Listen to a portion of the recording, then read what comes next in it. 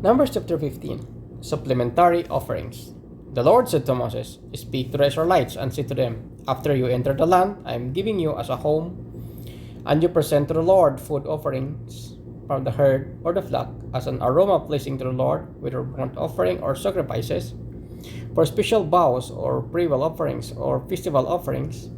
Then the person who brings an offering shall present to the Lord a grain offering of tenth of an ephah, with the finest flour mixed with a quarter of a hin of olive oil, with its lamb for the burnt offering, or the sacrifice prepared a quarter of hin of wine as a drink offering.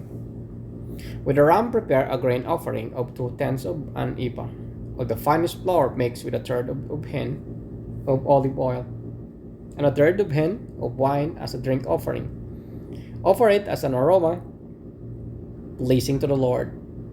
When you prepare a young bull as a burnt offering or sacrifice for a special vow or a fellowship offering to the Lord, bring with a bowl of grain offering of 3/10 of an ephah, of a finest flour mixed with half a hin of olive oil, and also bring half a hin of wine as a drink offering. This will the food offering, an aroma pleasing to the Lord.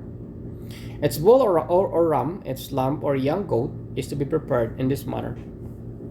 Do this for its one, for as many as you prepare.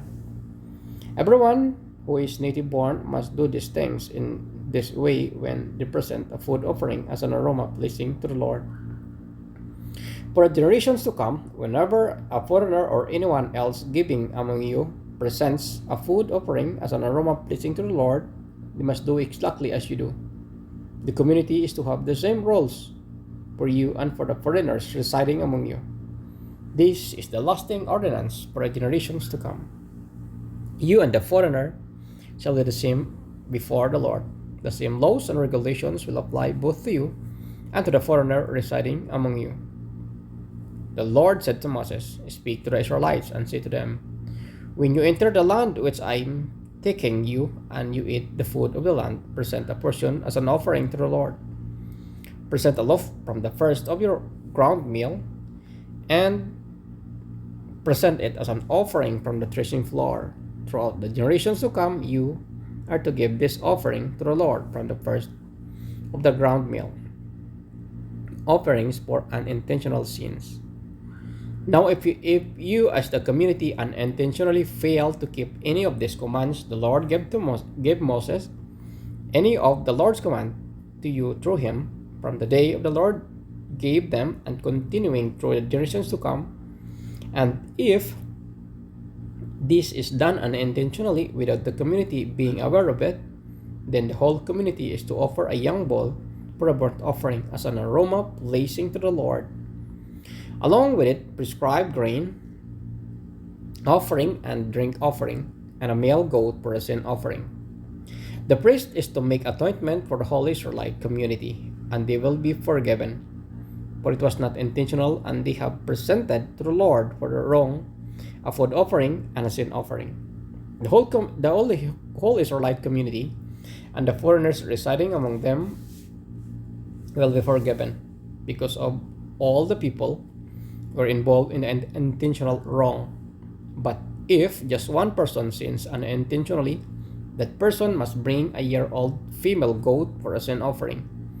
The priest is to make atonement before the Lord for the one who erred the sinning unintentionally, and when atonement has been made, that people will be forgiven. One of the same law applies to everyone who sins unintentionally, whether a native-born Israelite or a foreigner residing among you. But anyone who sins defiantly, whether native-born or foreigner, blasphemes the Lord and must be cut off from the people of Israel. Because they have despised the Lord's word and broken his commandments, they must surely be cut off. Their guilt remains on them. The Sabbath breaker put to death. While the Israelites were in the wilderness, a man was found gathering wood on the Sabbath day. Those who found him gathering wood brought him to Moses and Aaron and the whole assembly, and they kept him in custody, because it was not clear what should be done to him. Then the Lord said to Moses, "The man must die. The whole assembly must stone him outside the camp." So the assembly took him outside the camp and stoned him to death, the Lord commanded Moses. Tassels on garments. The Lord said to Moses, "Speak to the Israelites, and say to them, throughout the generations to come, you are to make tassels on the corners of the garments, with a blue cord on its tassel.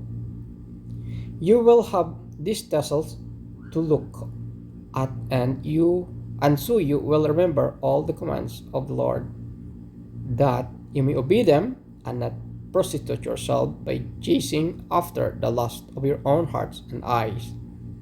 Then you will remember to obey all commands and will be consecrated to your God.